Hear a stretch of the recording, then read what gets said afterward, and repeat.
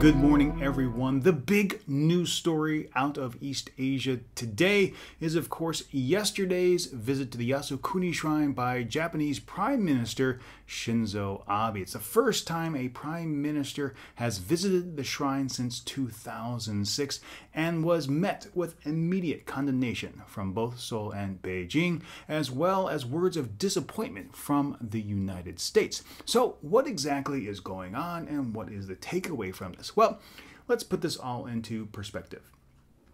Since 2006, no prime minister has been to the Yasukuni Shrine because of the stress and souring of relationships it causes when members of parliament and members of the Japanese government go there to pay their respects to the war dead that are enshrined at Yasukuni. No matter what happens, under what guise, as soon as a Japanese lawmaker goes and visits the shrine, Seoul and Beijing send up words of condemnation and things just get bad. So for 6 years, things have been in this repetitive cycle. Nothing has improved. So by Abe going there this time really is putting an end to this cycle. For 6 years, the Prime Minister has tried to respect the wishes of both South Korea and China to improve relations, and that tactic hasn't been successful. So why continue it? Also, for the past year, Shinzo Abe has tried to meet with South Korean President Park Geun-hye, and she has rebuked him. She's basically said that unless Japan changes their view of history to meet the South Korean view of the historical events between 1910 and 1945, there's no reason to meet.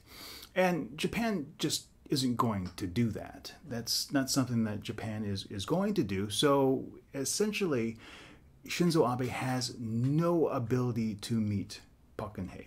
And if you've seen photos of them at international events, you can see the chilly relations between the two. So there's no way for improving relations whether or not Abe goes to the shrine or not. That's just the way it is. Now, since Abe has said many times before, and even while going to the shrine most recently, that he respects and is deeply aware of the feelings of China and South Korea. However, he needs also to play up support domestically, and that's what this visit was probably all about. Japan is trying to move through several constitutional changes. So by going to the shrine, it sends a clear message. I'm not going to be forced into conceding my personal views, my beliefs from outside powers. It sends a clear message that he is standing up to both South Korea and China.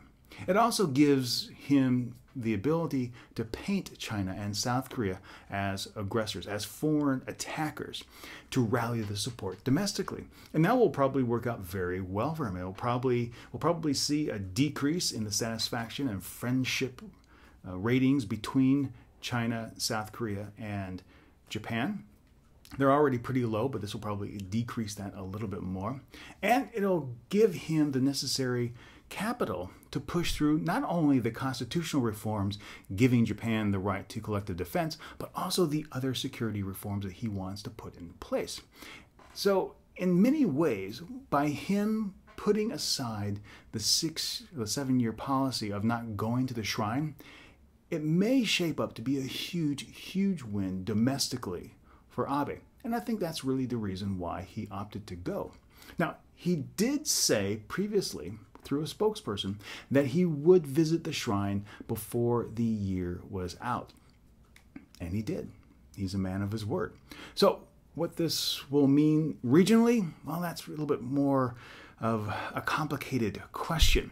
Between South Korea and Japan, I really don't see a lot changing. As I said previously, I think the amicable nature of the relationship between the governments will continue to stay frosty. I don't see any room for improvement. This will probably nix any chance of any kind of top-level meeting between Park Geun-hye and Abe during at least her term. So we'll see what happens there.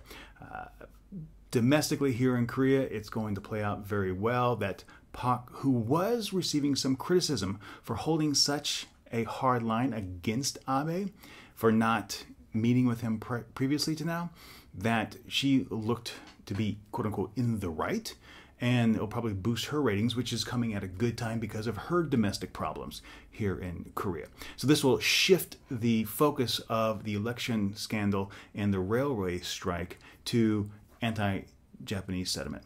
Now, in China, this is going to be a little bit more difficult because previously we have seen a lot of rioting and a lot of attack against Japanese interests in Japan when there have been a lot of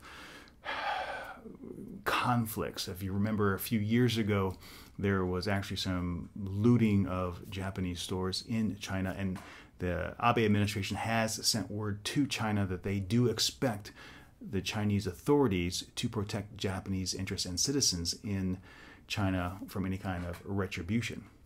Now, this will probably play out in a little bit more of a cat and mouse game, a little bit more of a confrontational nature in the East China Sea, which is also where this is coming from. Abe is standing up to China, protecting Japanese national interests, and that's what, again, this is probably all about. So we'll have to see where this all leads, but I'd love to hear your thoughts on the discussion. So please leave a comment down below. And until next time, remember to be true to yourself and always be awesome.